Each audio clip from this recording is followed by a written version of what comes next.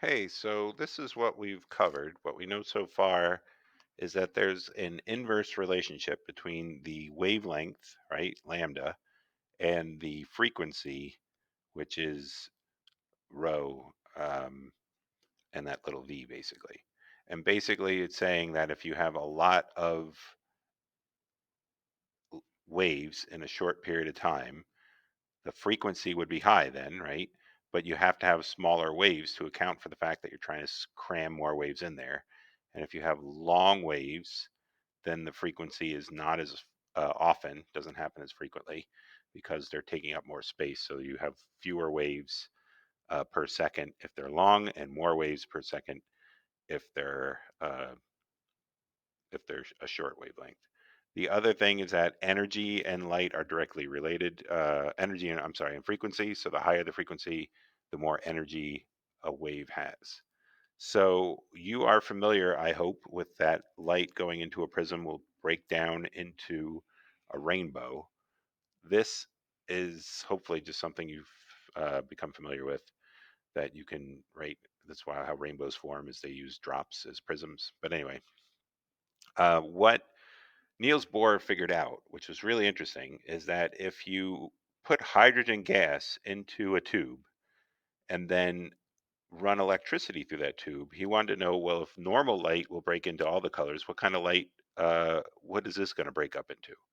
So he did that experiment and he focused the light in through a prism. Up here's the prism. And instead of getting an entire rainbow, what he got was just a few lines that pretty much were there and nothing was there. Like here, you can see there's no orange or yellow. There's no that indigo, right? So there's a lot of colors missing from this. And it was curious to him, why would you not get a rainbow? Why would you get just these lines? And so he investigated further and he did some math and all that. And what he figured out was in order for that to be true, and I showed a video of me jumping up and down stairs, there had to be stairs for these electrons to go up and down because when there are no steps, they can jump from here to here or here to there, right? There's any number of jumps that can occur if you're on a hill. But if you're on steps, now all of a sudden you can only jump this far and not anywhere near it, or you can jump that far and not anywhere near it. So he was noticing these as steps. And because of that, he figured out that there's energy levels around the nucleus that electrons can travel through, but they can't just travel Harry Carry anywhere. It's not like when you drive somewhere and you can just stop anywhere on the side of the road. You have to stop at these very specific areas that he called energy levels. And these jumps correspond to these exact wavelengths that you're seeing here. So here's the video you can go to watch me jumping up and down trying to explain that further. But the point of all that is that now he started looking at more and more elements, and he saw that every element had this unique fingerprint that allows you to recognize if that element is in whatever it is you're looking at that's being heated up or electrified or whatever. So that was pretty cool, he thought. And because of that, we are able to determine things like how old any sun is. Now, we talked before that every sun is creating every element that we know in the universe. Our sun, if we get out of our atmosphere, so there's no interference and you're just looking through space, our sun emits the signature for hydrogen and it also emits the signature for helium, and that's it. So we know there's only hydrogen and helium on the sun that we have, and other stars emit more of these elements. And so they see more and more, and they know that that star is older than our star.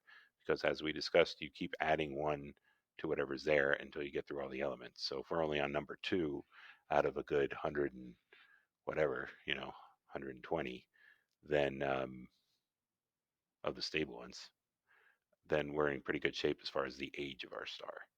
Okay, so what this led to was a very good model of the atom, which is that there's a nucleus in the middle, and then electrons can occupy these areas around that nucleus called energy shells.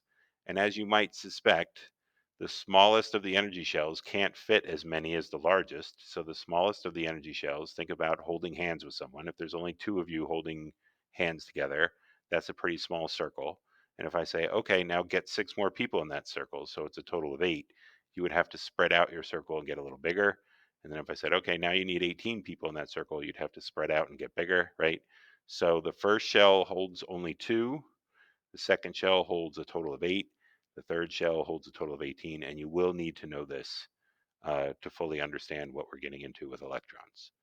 So application of that, here's a couple applications. One is if we use this Bohr model of hydrogen, here are the bands that you saw. So notice, right, so hydrogen has like a red and a blue and two purples. Those are all visible. So here, right, you got your red, let's say that's your red, your blue, and then your two purples, right? So this is exactly why we see that. But it also releases some infrared, which is IR, and some ultraviolet. So the kind of thing this is trying to show you is the electron starts where the dot is, and then it jumps down to where the arrow leads. So it starts at the dot and it goes down to the arrow. And every time something like that happens, it releases energy, and that energy is associated with this wavelength. These wavelengths are listed in nanometers, so those are not meters. So if you try to one for one compare it to what we've been using, things like this, right? These are all in meters. So you'd have to do conversion from nanometers to meters for that to work. But anyway, here's a sample question. So what kind of light is emitted when you start at level 3 and then you jump down to the very first step? So you're starting at step 3, you're 3 steps up on the staircase, and then you're jumping down to step 1. So that's this line here. The dot is where the electron starts, and the arrow goes to where it ends. And if you follow that down, that's 103 nanometers. So that's a 103 nanometer jump is what that is. And it won't let me do that in pen. So let me try now. So 103 nanometers, which corresponds to UV light. Okay. And then if you go from 4 to 2, so if we're jumping from 4 to 2, so 4 is here, and 2, nope, those are all going to 1. So 4 is here, and that's going down to 2. So 4 to 2 would be 486 nanometers, or blue light. So that's 486 nanometers, which equals visible light.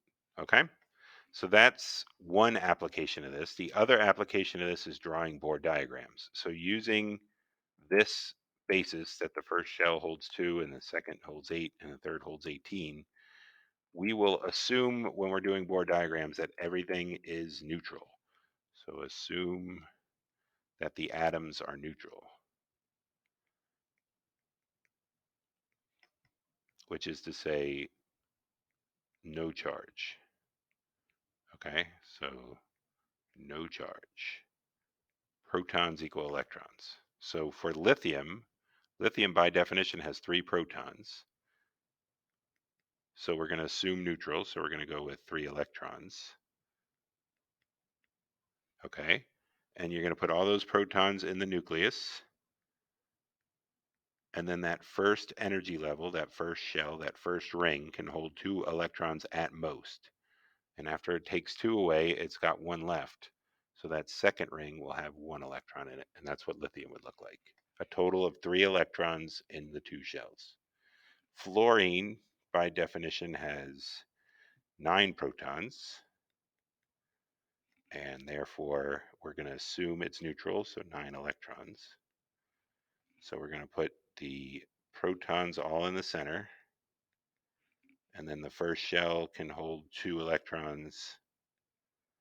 And the second shell can hold, we have a 2 from 9 is 7. That second shell can hold 8, so 7 is fine. So you put all 7 that are left in there. 2, 3, 4, 5, 6, 7. There's 7. So that's not beautiful, but it works. And then aluminum. Aluminum has 13 protons on the periodic table. And we're going to go with a neutral atom, so 13 electrons. And we're going to put all our protons in the center again. So all 13 protons go in there. And then that first shell has 2 electrons, and that second shell can hold 8. We're going to need all 8 of those. So that's a total of 10 electrons we put in here. 2 in there and 8 in there is a total of 10, but we have 13. So we have 3 electrons left to put in that outer shell. Is 3 electrons. So in case you're wondering why Heisenberg and Schrodinger investigated this further, basically what Bohr did worked really, really well for hydrogen. He could do math to make the calculations and everything was working out really well. But the problem is it didn't work for anything other than hydrogen. He couldn't predict a lot of these lines he was seeing, like for helium and such. So that's where Schrodinger and Heisenberg came in with their electron cloud model.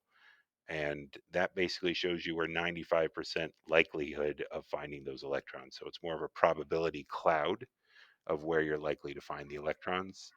And because it's not as distinct as these orbits that are implied here with Bohr, that's why we call them a cloud as opposed to, and that's more what makes sense is that they would go in sort of a fuzzy way around a cloud. All right.